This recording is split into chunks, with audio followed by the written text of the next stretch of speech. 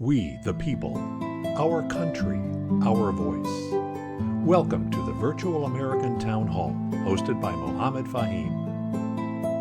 Good evening, folks. This is Mohammed Faheem, your host for the Virtual American Town Hall, along with my co-host, Pastor Lawrence Blackful Jr., who's joining us actually from his car while he's. My wife is out doing some shopping, and so I'm actually in the car.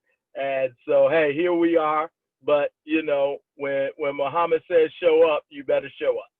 Well, thank you so much. No, if it was not for your encouragement, this thing would not have even started, Pastor Blackful. And if not for John's wonderful voice introducing the show, this would not have been possible.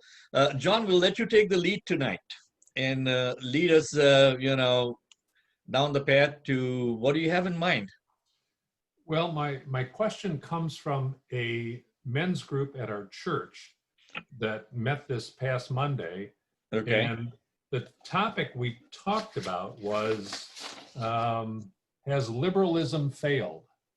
And it was a whole new definition of what liberalism is to me. And we talked about wokeism, which I really haven't heard much about.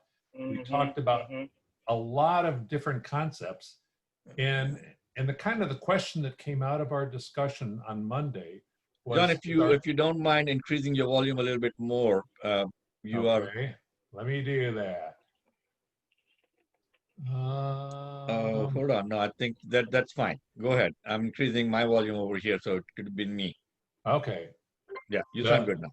The question that came out of our discussion on Monday was, has our country's quest for equality and freedom created individual a la carte value systems that are self-centered, issue biased, and no longer based on what is best for the good of all people? What happened to collaboration and compromise? You know, we seem to have a value system now that's not collective anymore.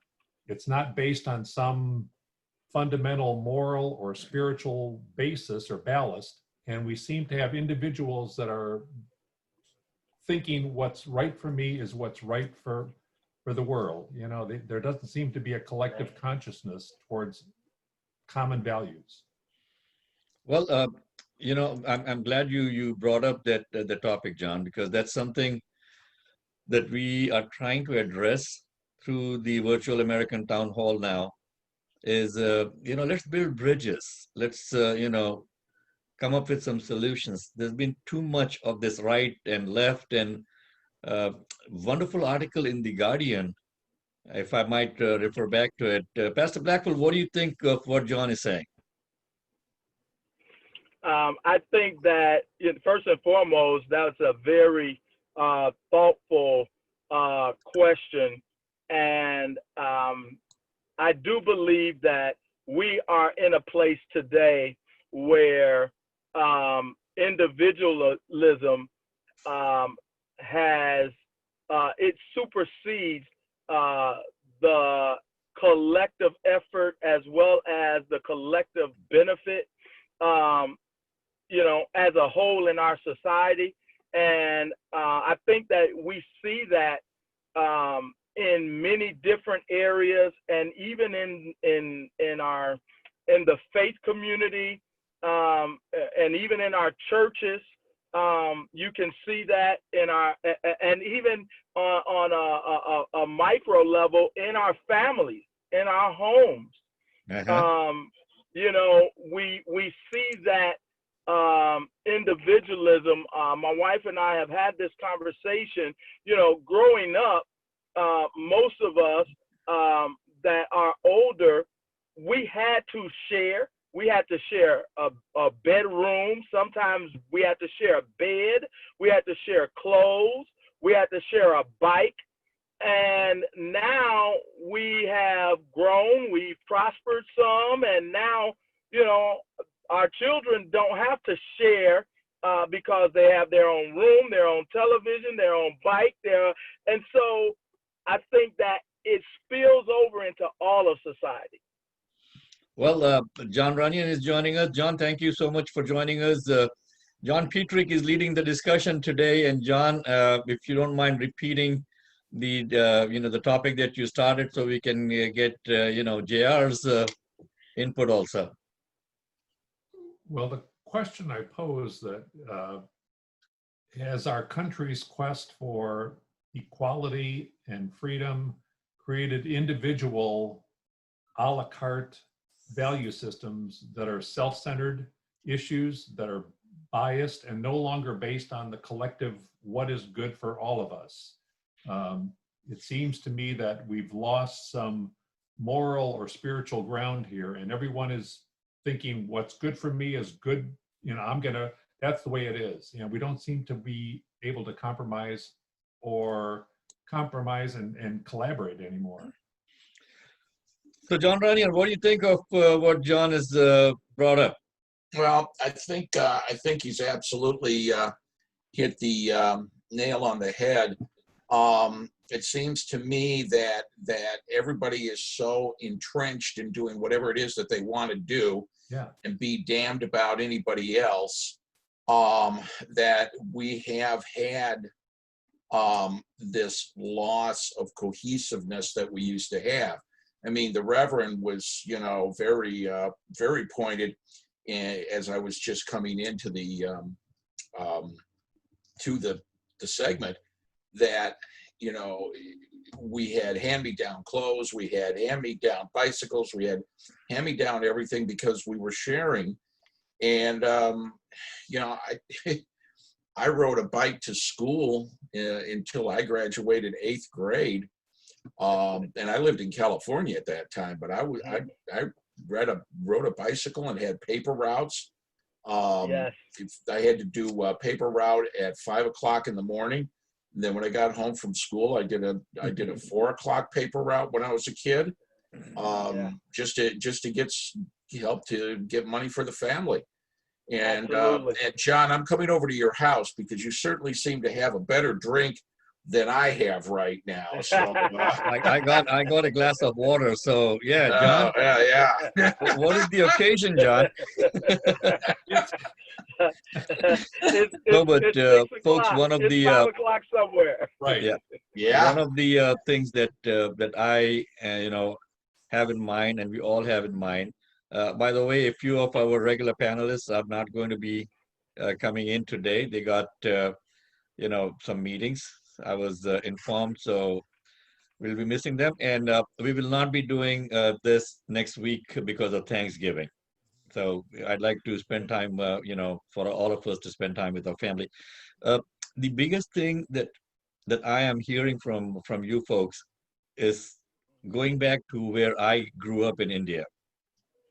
Had the same thing, and family was central to us. Yeah, we had a pretty nice, good standard of living, but even then we shared things. Somehow, one of the things that I want us to bring forward is not just what the problem is, but how do we resolve these issues? What is the solution likely that we can bring and maybe take it to the rest of the community around us? So, any solutions, Pastor Blackful, based on you and your background?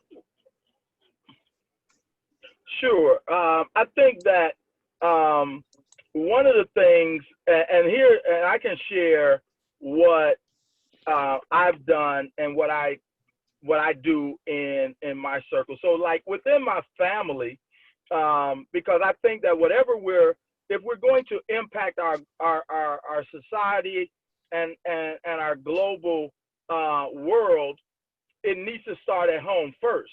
And so for me, it is at every opportunity, and of course, this pandemic has hampered it, but at every opportunity, I like to have my family over, whether it's for dinner or barbecues or, holidays or just a game night, whatever it may be, to hang out, play cards, whatever, to bring family together, because that's important. And through that, I can connect and we can connect around whatever everyone is facing going with, because typically that's when you can find out, you get a chance to look folk in the eye and see where they are and ask them questions and know if they are all right or not. But also what I've done is I've reached out to my neighbors. And so shortly after the George Floyd, I would say about a month after the George Floyd incident in Minnesota, I sent out an email to all of my neighbors and posted on our HOA Facebook page, and I invited everyone to come over. Those that were interested in having a conversation, come on over to our patio. Let's sit down, have a conversation. I was very encouraged. I had about 8 individuals that showed up. 6 white and 2 black, and we had a great conversation. And actually, a couple of my neighbors I had never met, and so that was a chance for us to actually get to know one another, but also for them to know that I'm open to having the conversation. I'm approachable. We can have this dialogue. And I was upfront in letting them know. I just ask that everyone be genuine and sincere as we go forward. And I think that is the way that we can resolve a lot of our issues, not only on a micro level, but on a macro level as well. John Petrik, anything that you would like to bring out as a solution for us to get to know each other? We seem to have a problem with having constructive public conversation and debate. Everyone polarizes. Oh, it got to be my way or the highway, and we're not willing to compromise and be willing to not always having to win. It's not like I have to win at all causes. We seem to need to restructure our debate rules. And part of the symptoms we're seeing, I think, are some of the increase you see in fatherless children, families that don't have a father, and the drop off in church attendance. COVID is part of that, I'm sure, but there's been over the last couple of years a decrease in formal church attendance, and just a lot of those moral anchors, I guess. John, what do you think? The foundation. Let's see, John, what do you think we could bring together as solutions for all of us? Ooh. I'm talking to Runion now. JR, speak up. Well, the fact is I think John has brought out a real interesting point. That's the fractionalization of the family unit. The Reverend has said, that we've got to have a cohesiveness, but at the same time, we've got children that are being raised by a single mom, and she's probably trying to work 2 jobs because she's not getting any support from the father. And I know this with personal experience because I'm in the courts with these kind of cases all the time. And it's just so hard to try and push this country backwards to where we were in the 1950s because the rules don't apply.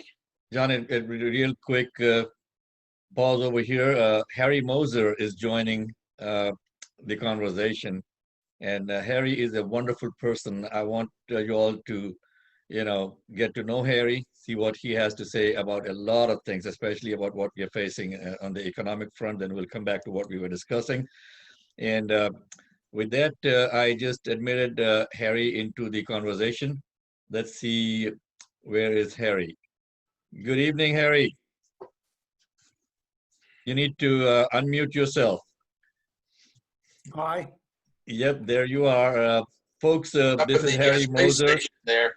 He's on the Harry speaker. Harry is a celebrity who is joining us today, and he's joining us from outer space, From the space station. where, where Harry is most of the time. He moves in rarefied circles. And Harry and I have known each other for quite a few years now. Harry was very instrumental in helping me out on my advisory board when we started the Center for Strategic Solutions. And Harry is also the founder of the Reshoring Initiative, which we kind of got together after the Manufacturing America conference. Harry has got a couple of MBAs. I mean, I could speak all night about Harry and what he has achieved and what he has contributed to our country. Harry, you want to take a couple of seconds and introduce yourself to the group, please? We have got about 5 people over here now. John Petrik is a former Dean of Career Education, retired from DeVry. Pastor Lawrence Blackful Jr. is my co-host, a wonderful person. He's joining us from his car actually today. He's pulled over to talk to us. John Runion, good friend, is a practicing attorney in Schaumburg.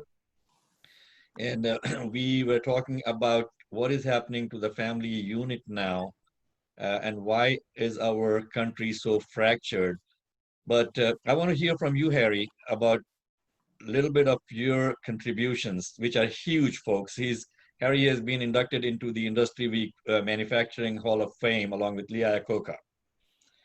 So you'll see who Harry is. Go ahead, Harry. Actually, that reminds me, I used to work at a company, and I was maybe number 3 or 4 person, and I left and eventually had an interview through a headhunter, and the headhunter said that Roy, my old boss, said I was the smartest person he knew. And I said, yeah, that shows you the crowd Roy travels with.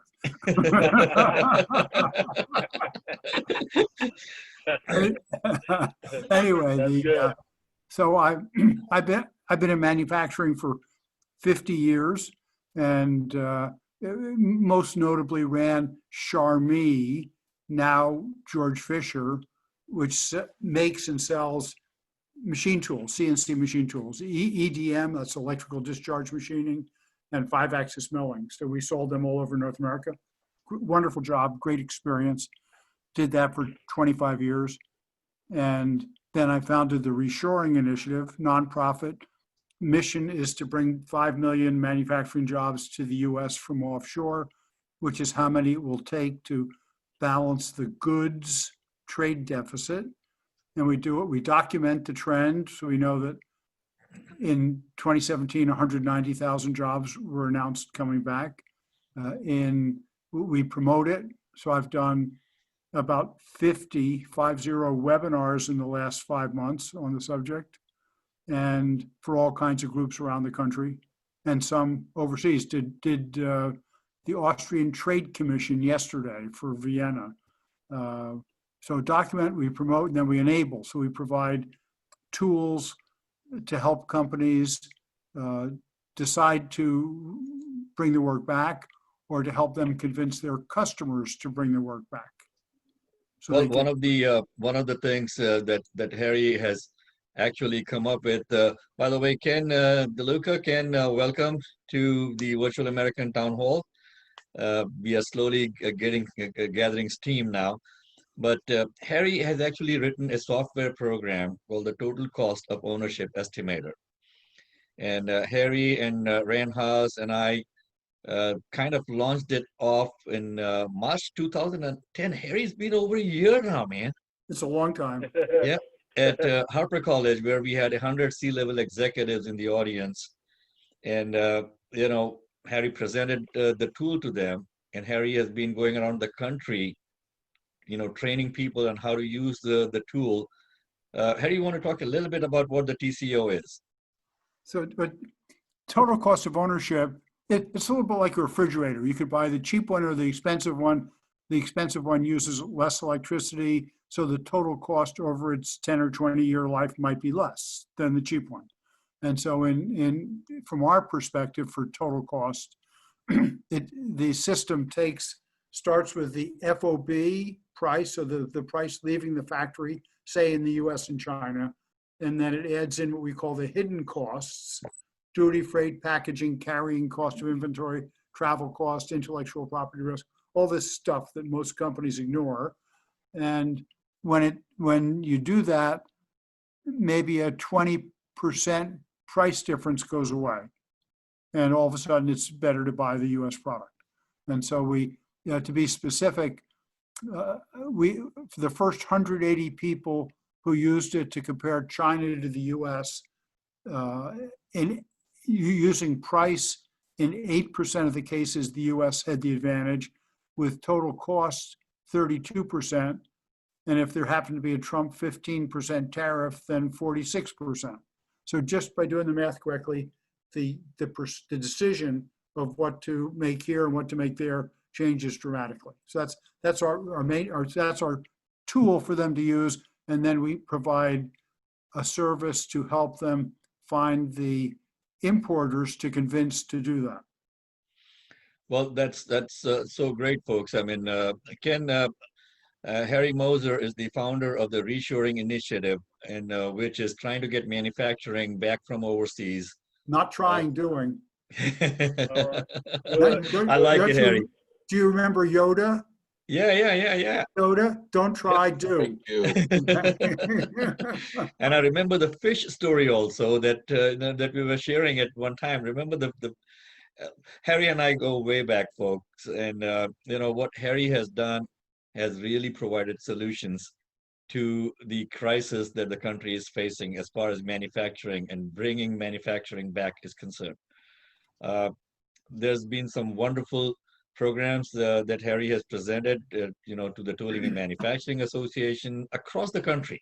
Now, most notably right now, we're working with IMEC, IMEC, that's the IMEC, MEP, Manufacturing Extension Partnership in Illinois. Mm-hmm. And we have a contract with them to help 50 companies do the analysis and win work to be reshored. So Harry, I was talking with John Grueling, who is the director of the Will County Center for Economic Development, on Monday. Mm-hmm. And I have mentioned your contribution and up to everything that is to do with manufacturing. IMEC's name also came up. The thing that we like to do over here at the Virtual American Town Hall is come up with issues that we are seeing in the community and see what kind of solutions we can offer. Not just talk problems, not bash anybody. Across the aisle, I mean, you could be Republican, you could be Democrat, you could be, whatever, Green Party, Labor Party, Libertarian Party. John Petrik started off the discussion today with a very interesting topic. John, now that we have a couple of other people join in, again, I mean, if I could please impose on you to restart that topic, see what Harry has to say apart from manufacturing. And Pete has joined us. Wow, we have a big group. I kind of started in talking about our collective value system in this country. There doesn't seem to be a consensus or collaborative value anymore. It's much more individual, self-centered, issue biased, and no longer based on what is best for the good of all of us. It seems to be more individual. What's good for me is the highway to follow. And we've lost our center on collaborating and working together. And we've maybe lost some of our moral or spiritual foundation or ballast in the process. So Ken, what do you say? What do you think is happening? I mean, we have been discussing this for about 20 minutes before you and Harry and Pete joined. And the consensus is that, we need to do something to reach out to our family, our friends, bring them closer together. What is the solution? I'm not sure I understand the question so much because, like you said, I just came into the discussion, so I'm not really sure where to go with that. I know you were talking about trade. well, trade was the next topic that we started because That was the next. Harry joined us on the trade aspect of it. Uh, but we were talking more about, what is happening? The structures are collapsing around us. So how do we address that as as a society? Pastor Yeah. Blackful, one of the things, How do we get away from, we're really trying to talk about how we get away from the individualism, or how we have gotten into this point or place of individualism being more important, and the focus, whether it be the individual person or the individual group, things like that, versus being a more collaborative, community, collective, focused society. Pastor Blackful, if you say that, then people are going to say, "Oh, you mean like China?" Well, absolutely. Of course, I'm of course not. But in terms of what we've been discussing tonight, it just goes back to, we as a society we've drifted very far away from where we once were, where we respected one another, but also that we encourage the input of others. Go ahead, Ken.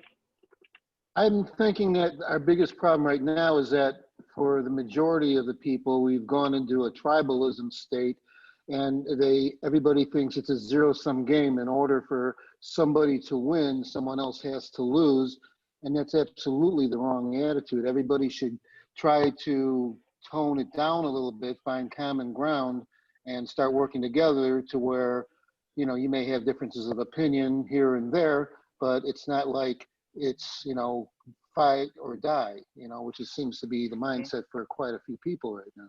One of the things that we have done now that Thanksgiving is coming, around the corner from us now, in our neighborhood, we do something called as Friendsgiving.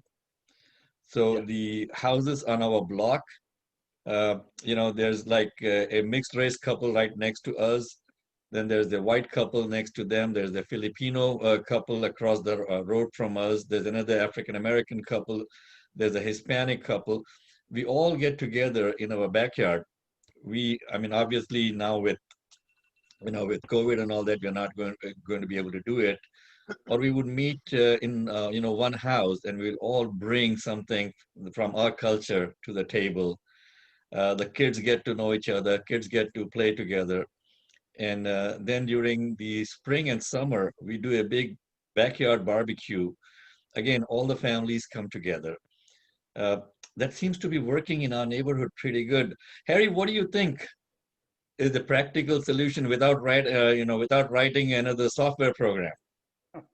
Well, let me say, I think that much of the problem comes from U.S. having been so successful for decades, having had the standard of living go up consistently year after year. And now for the last, 20, 30 years, the income adjusted for inflation for the average worker has been flat or even down. And I think people got, you might say, spoiled. They expected things to be better, and it hasn't happened for half or 2/3 of the people. And so my solution is to get the economy going. I say get manufacturing going again, because that's what we've lost the most of, and provide good, well-paying jobs for people, and significant career advancement. And I believe that if people have that opportunity, if they can make a good buck and see their future improving over the years, I think that then instead of fighting over the piece of cheese, they'll both have a piece of cheese and they'll be okay. That's my solution. I'd like to chime in on that, Harry. And so with that thought, where does the advancement of, in particular, let's say African Americans, when we talk about bringing manufacturing back, what is the approach, the step that to include African Americans in the ownership of the manufacturing facilities, the contractors in the supply chain, you know, those that have been left out, left behind, marginalized, as we bring manufacturing back, because if what I don't want to see is that, you know, we bring jobs, and I'm in total support of this, but for those who have been systemically left out and left behind and blocked out, we don't want to just be the laborers. Where is the place for bringing into the pipeline minority ownership, minority manufacturing facilities, and things of that nature? Well, for me, you can't start being the owner, because the owner, if he or she doesn't know what's going on, doesn't know how to make the parts, doesn't know how to run the machines, doesn't know how to manage the factory, the owner will fail. Either their money or the government's money, somebody's money, it'll go away in most cases. So the right solution is millions of apprenticeships. Yes. So you get paid while you're learning to work. You know, 4 years, 2 years, 4 years, whatever it takes. You come out, you're making a good buck. Maybe you make $12, $13, $14, $15 an hour in the apprenticeship, but you don't have to pay for tuition. And you come out and you're making 18, 20, 22 an hour. And then you get the company to pay for your associate's degree, which maybe you got during the apprenticeship. Then maybe you go on and get a bachelor's degree. Now you're lined up to either become a manager at that company or start your own company and do the same thing. So You know, Harry, that reminds me of the Manufacturing Careers Internship Program, you know, that we launched at the Illinois WorkNet Center almost 8 years back now, folks. The program has been one of the most successful grant-funded training program for youth at risk. And Pastor Blackful, that included a lot of African-American, you know, kids also, along with a lot of Hispanic kids, and surprisingly enough, even Asian kids. And Harry is right on the button over there. I mean, we have to kind of grow from the bottom up, but by the same I agree token, and I disagree. yeah, I agree and I disagree. No, I mean, I was about to complete that thought, Pastor Blackful. I want to play the devil's advocate over here, okay? And by that, I don't mean that I want to be Rudy Giuliani, and you know, so not that kind of an advocate. John is shaking his head. He's like, "Come on, I'm a Republican sitting over here." Okay. Landscaping. I'm sorry, John. I couldn't resist it. Okay. And you just pick on me and you pick on me. I don't know what to do. Wouldn't a better idea be? Reverend, you see what I have to put up with. Ken, you see what I put up with. This was just, I don't know. I think a real good idea is there's certain things that overseas does better because it's cheaper for them to do. There's certain things that we do better. What I believe we should do is start rebuilding an infrastructure, start doing, educational grants and everything to help do that. And more importantly, start really taking the lead in emerging markets, for example, energy and different things of that nature, because it's something that the world's going to need going forward anyways. Ken, I think what Pastor Blackful was pointing towards is, where is the incentive for African American community to be business owners instead of just being, business workers? Right. In workforce and economic development throughout the last 15, 16 years that I have been in, money comes in. Most of the companies that we have worked with, except for maybe I would say a sliver, not even a fraction, right, have been minority owned. So Harry, when you go around talking about restructuring, bringing manufacturing back. I know that you move in some pretty influential circles. Any discussion at all that comes up in those circles as to, how to spread out the base so that, more equality comes into our society?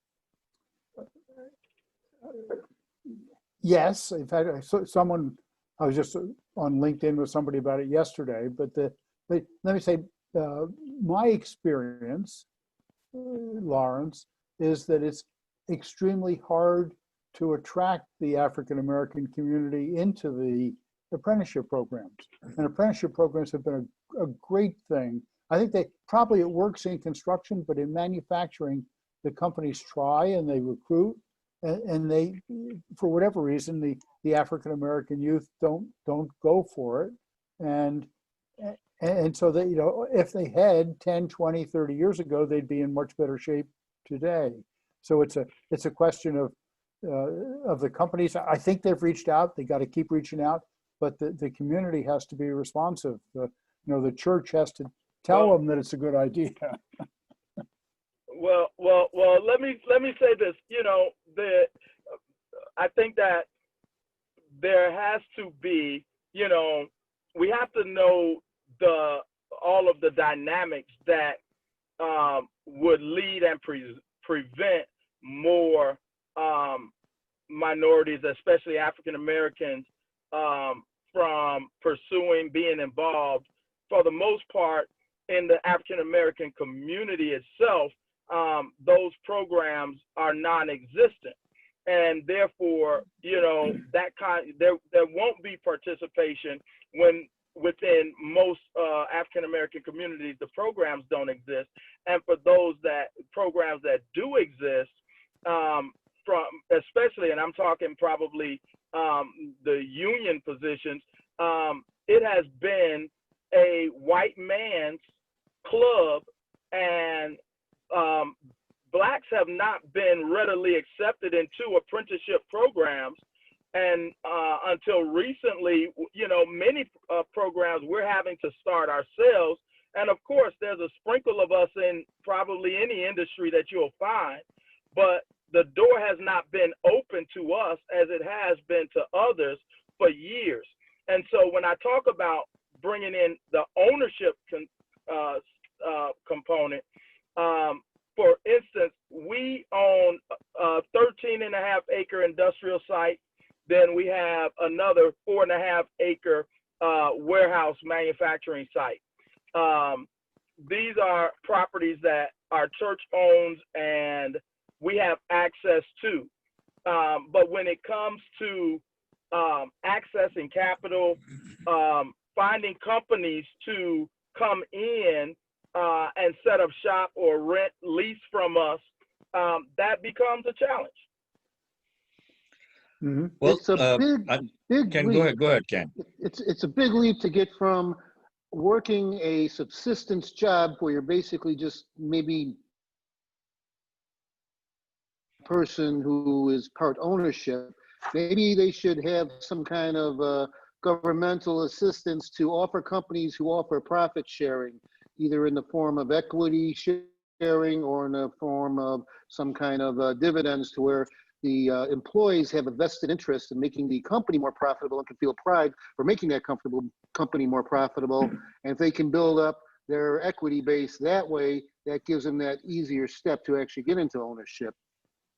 Well, I appreciate that, Ken, and I think that that's an excellent way to bring more people of color in, and again, particularly African Americans. However, like any other company, there are African Americans that are running companies that have businesses that have the skill set to run a manufacturing facility, and even, develop. And there are African Americans that are developing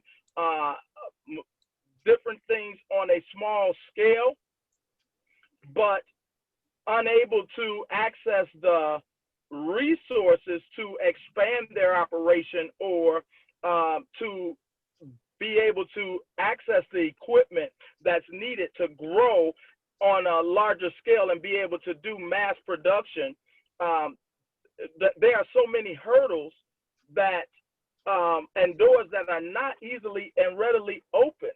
And so what I would like to see is us take a look at, while we're talking about, and I think what everyone has contributed tonight has been most productive and positive, but I don't want us, as we're having these conversations, to think that African Americans, the only place for African Americans is at the bottom and we got to work our way up, or we're looking for a handout.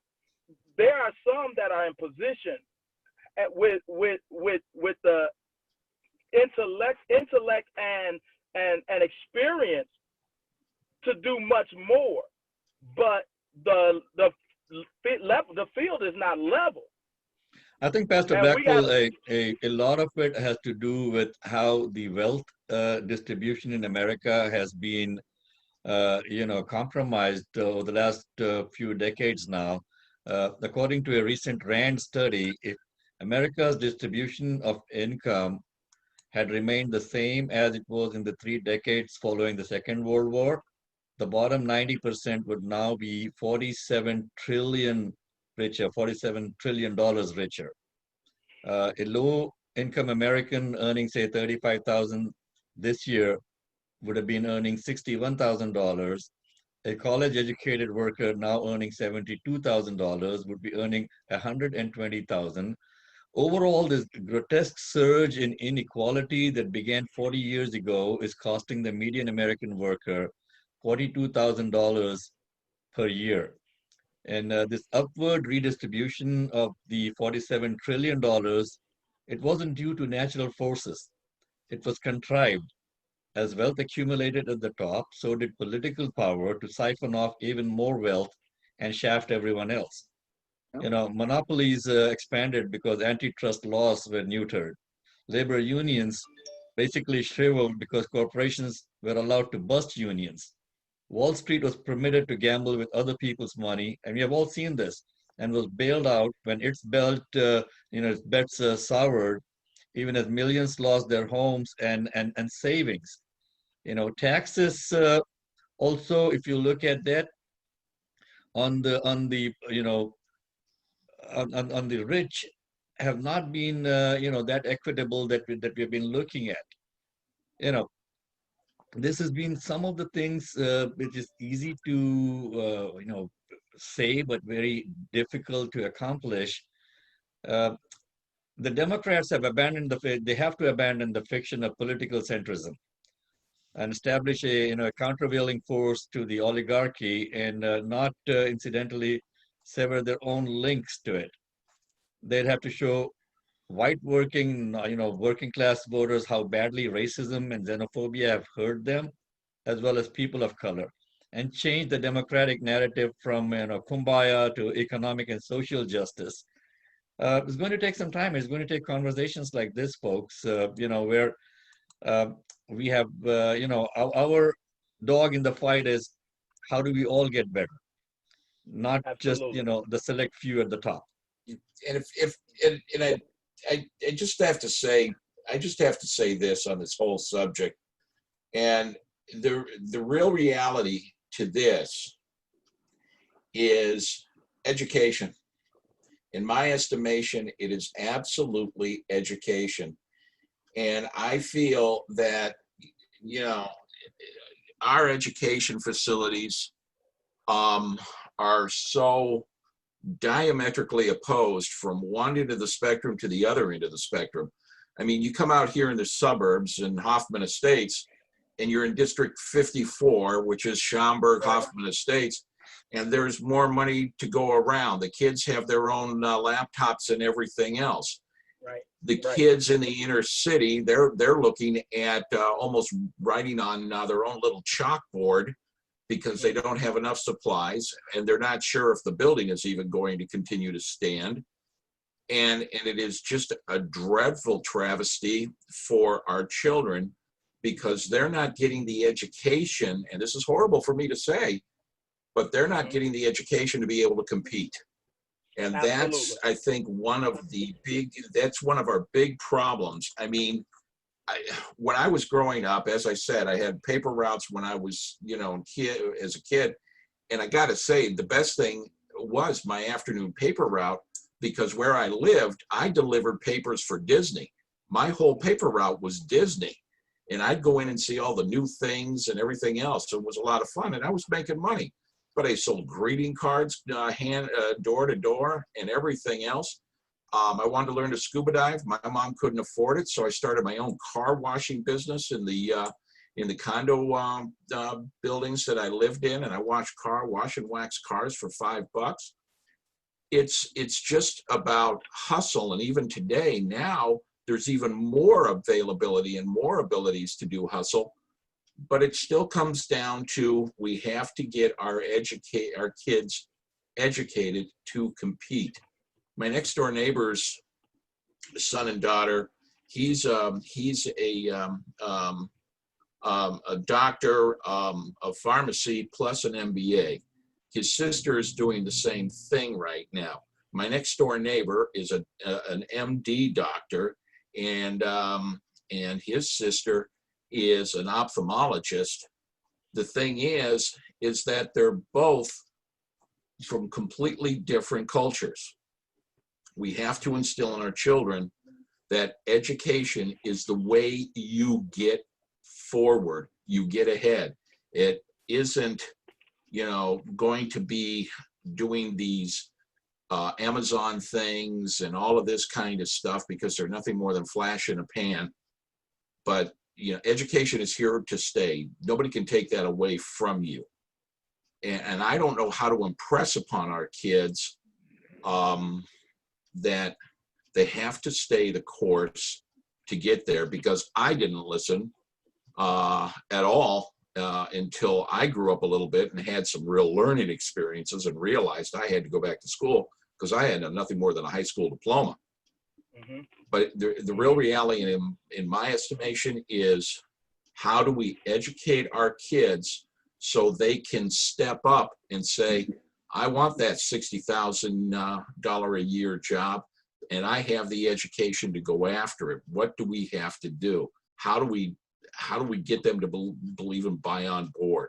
That's where I'm at.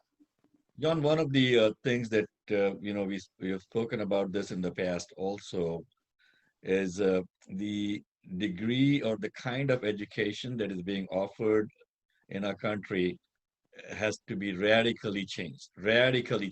I mean, I give you the rich districts versus the poor districts, but the education is not geared towards the needs of the industry of now and the future.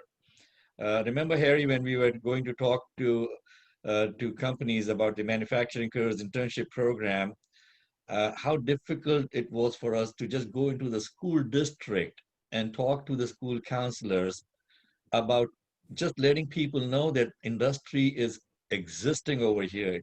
It is not all dead, because most of these school counselors are being graded on how many kids get into college.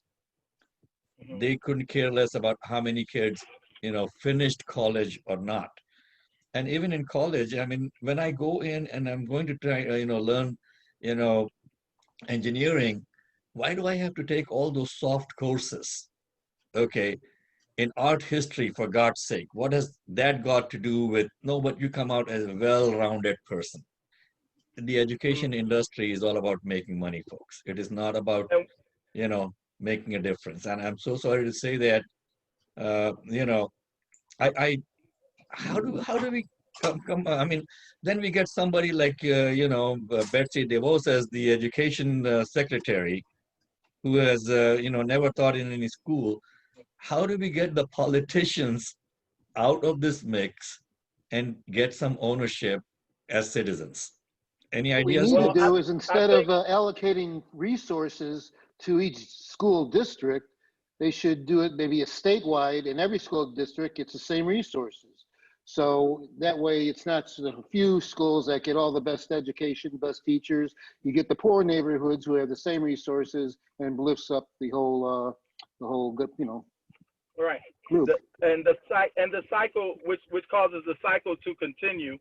But I do want to say that John did bring up, while the education component, while it is extremely important, what we're finding today is that the skills is becoming more important than the education. And so, it becomes, what is the need and what is going to work best for a particular student, a particular community.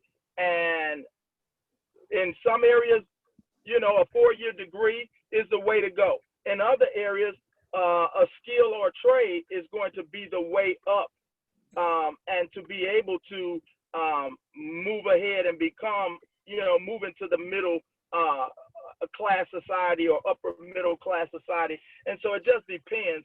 But when we look back at our education system and our communities and the way that the disparities in the communities of color, it doesn't matter how much education our children get, they're always going to be behind the vast majority of society or their white counterparts because of the quality of education that they are getting and the lack of access to resources in communities. And that a lot has to do with how our schools are funded, which is another topic for another day. Yeah, Pastor Blackful, so I'm so glad you brought up. I mean, there's, different aspects to what we are discussing. And obviously, we cannot, solve every issue in a little discussion like this. But if we can take this thought and let other people chime in on a broader level. Harry, you want to talk a little bit about how the education system is set up in Germany as far as apprenticeship is concerned, right out of high school? I know Switzerland better than Germany, but they're very similar. Mm-hmm. And in Switzerland, 60% of the 16-year-olds, let's say as 15-year-olds, they go and spend, I think, a month at a company to see if the job would be interesting. At 16, 60% of them go into an apprenticeship. Apprenticeship typically lasts for 4 years. They have apprenticeships not just in construction and manufacturing, but in bank clerk and reporter and minister, maybe, I don't know, anything you can imagine. And they get, so we're in the US, unfortunately, in the apprenticeship programs, we tend to get the kids, the smartest kids are told they have to go to university, and sort of what's left over, they look for something and maybe they happen to find an apprenticeship. Whereas in Germany and Switzerland, the above average kids go into the apprenticeship. And therefore you have really smart kids that they continue to get their academic training while they're at the company. They'll spend like half their time at the company learning to make things, make tools, run machines, whatever, and half the time at a school still learning English, history, math, science kind of stuff. Huh? And these kids, I've taken tours to Switzerland to see them, and the kids that I meet speaking English in addition to German and French and maybe Italian, are better overall educated than most of the university graduates that I've met here in the United States. So it's clear you can have both good training and good education. Pete, you want to chime in? You've been very silent all along, and we'll be finishing off, folks, in about 6 minutes. So, think about your closing arguments, Counselor. Yeah, it has been a very interesting discussion. I want to introduce one new concept. Fundamentally, we are in the midst of starting a 5th industrial revolution, and it has already started from the COVID 2020. The life will not be the same after the COVID is over, sometimes in the middle of next year, 2021. So 5th industrial revolution is what that means is living with machine and humans together. Whether we like it or not, that is the era. It started already, and we will be visible. That will be visible from as soon as COVID is over. Half of the people who are sitting at home today, they are not going back to the work. They will be sitting at home and doing the work. Some of them will be without work. As Andrew Yang mentioned, in spite of everybody is having a best education, PhD level, anything, there won't be any more jobs. 30, 40 million people are sitting idle. As workforce participation is only 63.1, that means so many millions of people are without job. Even half of them will get back to the job, still 30, 40 million people. So any amount of changes we do, it will not happen. It will be a bigger change is coming, and how Biden's group is going to handle, I don't know. But both the parties together have to come, best brain has to come to solve this one. And the education and the skill training are the main component to live with machines. Now, if we just look at the Amazon, as soon as Amazon came, many stores, many shopping malls have closed. All the jobs have gone to Amazon, but do they have it? Yeah, although they have 50,000 there, 50,000 there, total number of jobs in Amazon are last year and this year, it is reduced by 50%. All have been done by the robotics. And this is going in the high speed in order to make a profit for the industries. And those profits are not going to come back. Income inequality is going to increase like anything more than what we have today.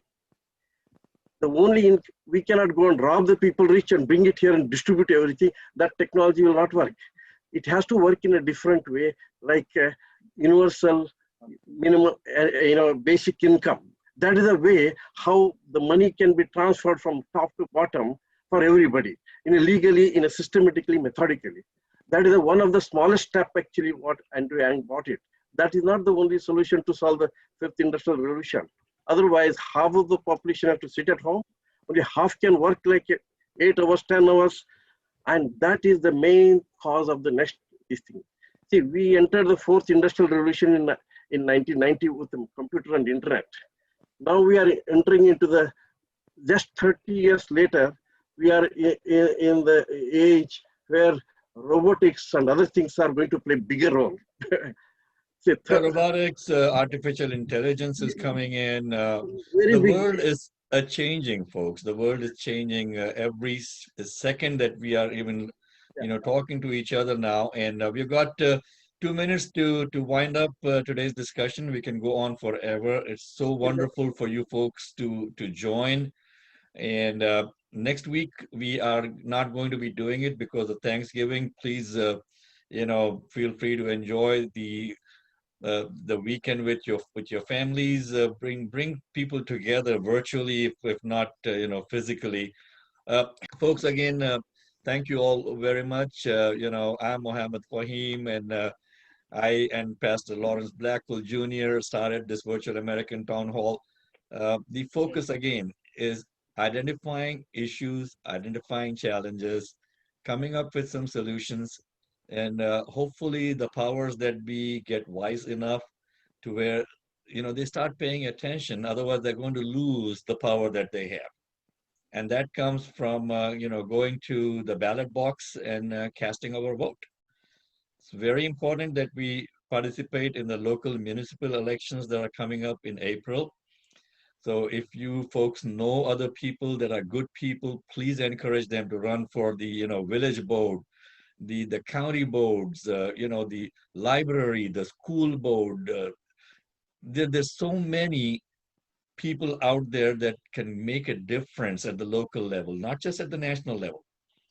I mean, if you look at your tax bill, John, flip it over, you'll see how many bodies are taxing you. Library district, park district, fire district, this district, that district.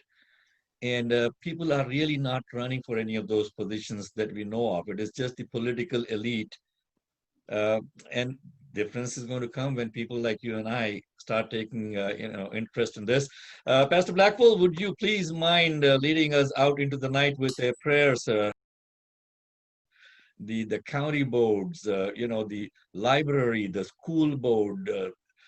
There's so many people out there that can make a difference at the local level, not just at the national level. I mean, if you look at your tax bill, John, flip it over, you'll see how many bodies are taxing you. Library district, park district, fire district, this district, that district. And people are really not running for any of those positions that we know of. It is just the political elite. And difference is going to come when people like you and I start taking interest in this. Pastor Blackful, would you please mind leading us out into the night with a prayer, sir?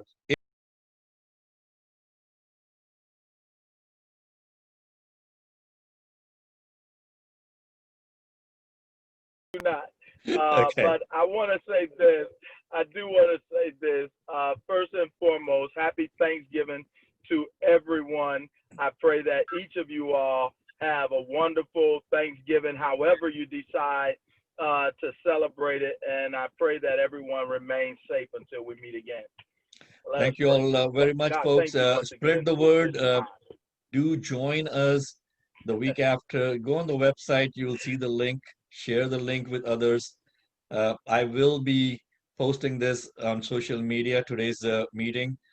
Thank you again. I'm your host, Mohammed Faheem, signing off with my co-host, Pastor Lawrence Blackful Jr. And you folks have a wonderful weekend. Thanks again, everyone. Hi, everybody. Thanks, Faheem. Everybody, All right. happy Good night. Thanksgiving. Good Good night. night. Yeah.